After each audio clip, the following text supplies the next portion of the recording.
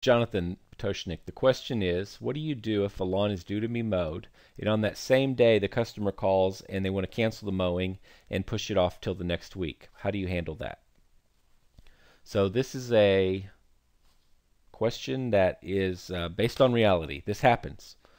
So some companies will basically say you've got to give us a 24-hour notice to cancel the lawn, or basically we can't cancel it. And some of that sometimes is companies are scheduling a night or a day or two in advance, and so it does create some difficulty in moving schedules around and pre-planning and stuff. And I definitely understand the convenience, and it is frustrating when a client calls and does this to you. So here's what we do at our company. We pretty much take the attitude that we are in the exceptional customer service business. So we answer our phones. We hire people that speak very kindly to our clients, that truly do care about them, that will do whatever it takes to make it right. And that's the kind of team we're trying to build, and that's what we encourage. So we do have some rules in our company, like we only work with clients that give us credit cards. So we do have some hard and fast rules that we've set forth that are not always exactly what the client wants, but we try really hard to do what the client wants. But there's some reasons that sometimes you need to do things that aren't necessarily what the client wants, and that's just the way you choose to run your business, and so be it. So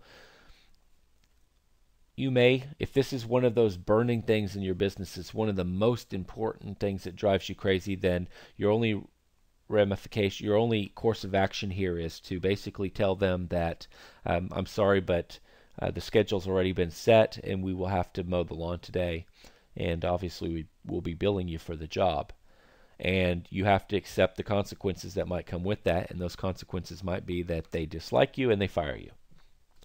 So that's a risk.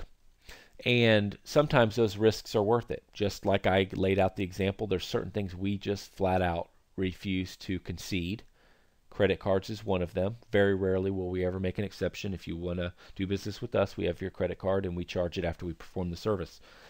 The reasons we do not concede that is because we're tired of collections problems. Lawn care companies are one of the last companies to be paid. We're tired of dealing with it. It leads a better client to us, and so on. I'm not going to go into all that, but there's sound reasons why we made that business decision, and periodically it does cost us a few clients by having that hard and fast rule. But we've determined that the loss of a few clients is far less pain than large collections bills and such. So if this particular issue is causing you a lot of pain in your business, then you want to fix it, and you want to be willing to lose a few clients over it. The way we handle this, though, and we're just like you, we don't like it. It's a pain. So the way we're going to handle this is we're going to cancel the job. So if a client calls in, as long as they call in enough time that we can actually get the crew on the phone, if the crews have already been dispatched, we'll cancel the job for the day. And so one of the easy things for us is if our guys are using handhelds in our Service Autopilot program, we can just cancel the job in Service Autopilot, and it cancels them from their mobile unit or their laptop in their truck automatically.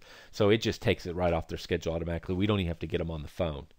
Now, if they're using paper route sheets, then you need to get them on the phone and you need to have them cancel that job off the route sheet. So yes, it's kind of a pain. Clients will sometimes call in too late in the day, and we've already taken care of the property. We are going to bill them. Now, sometimes we may back down on that, but that's pretty rare because that was on them, and they should have told us in advance. So we ask for a 24-hour advance warning. Doesn't happen sometimes, so we're going to do everything we possibly can do to get that job canceled and make the client happy, because again, we're in the customer service game. We are trying to make them very happy and deliver a completely different lawn care experience than other companies. It's really a trivial thing for us because it's generally calling and canceling the job. Now, it does require a little rescheduling in the computer system, but it's pretty easy, so it's not too big of a deal.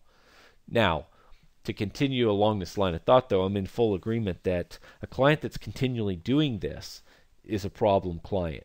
So what we're going to do is we're going to do everything we can to give them a great client experience, and we're going to do everything we can to give them their desires and their wishes. But if they continue to do this type of stuff, then they become a unprofitable client. And profit is not just about what's going on in the field. It's about the number of times they're calling your office and all the other things that go on that involve your people and your time that can eat away at the profit value of a client. So this is an example of them eating away at the profit value of their account. And so if they're constantly doing this to us, we're eventually going to let them know that we can no longer, we're basically going to lay down the law at some point. We're going to say, look, we can't do this anymore. You can't be skipping too many services throughout the year. So in my market, there's a bunch of guys in the residential market that will only let you skip a couple times a year if you're a weekly client without upcharging you. We actually do something different, or something sort of similar. But we don't count it. We don't track the number of times that somebody might have called in and skipped a service. But what happens is, if we identify that, we track all of the calls in our company, so we can see what a troubled client is. So here's how we handle it, to be very specific.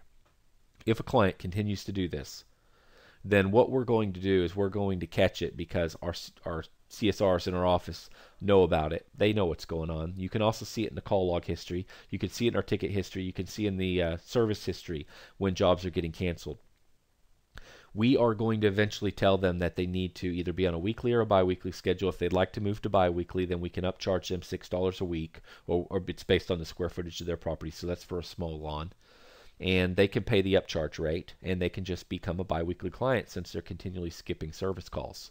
Or we would ask that they remain on the weekly schedule. We're going to explain to them why. We're going to be very, very courteous about this, and we're going to try to make them see it from our perspective. The reason being is that we set out our routes and our schedules, and it's actually quite a bit of work happens behind the scenes to make these changes. So we'd ask that you commit to one schedule or the other. If they still cannot do that, then we are going to determine that they're not a high value client, and we are going to actually let them go as a client. And we're going to have a nice friendly conversation with them, and we're just going to tell them that clearly we're not working out for you. The what you want from your service provider and the ability to constantly cancel jobs isn't really something we're able to do, and we've enjoyed working with you, but you might find it more pleasurable to work with another company, or something along those lines. Basically, you're very friendly, in a very friendly way, saying that I don't think the relationship's going to work out, and you might want to look for another company.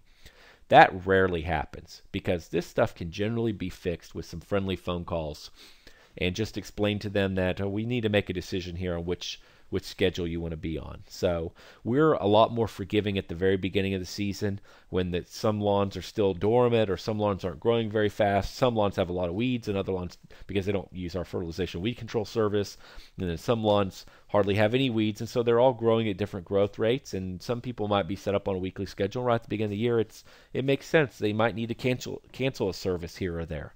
So we're very understanding in those cases, and we'll work with them. But just as you've mentioned, if they continually do it, then we're going to cut them loose, or we're going to have an honest conversation and say we need to pick one schedule and stay on it.